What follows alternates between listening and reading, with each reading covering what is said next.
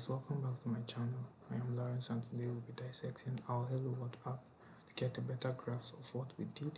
So let's get on with it.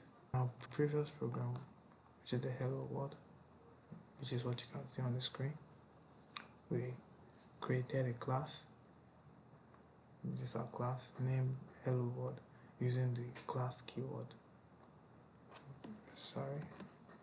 Using the class keyword and public keyword. So keywords are reserved words in Java programming language that programmers cannot use in certain places. So the public keyword here is actually an access modifier. An access modifier specifies the scope of your class or method. So this is a public class. This is a public class, that is, the scope of this class is public, can be accessed from anywhere.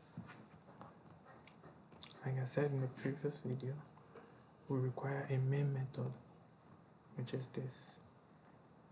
This is method name, which is main, to run our program.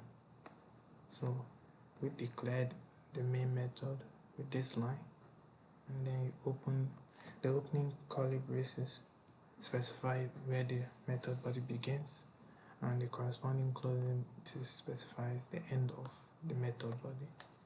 So everything within the space is the body of the main method. And what we basically did was tell the system that okay, what we need, that is the Java compiler, go ahead, print hello world, so we can see it, which we saw in the video as our output. Hello world came, and then we went ahead to edit the message we wanted to print out, and we saw the result as well.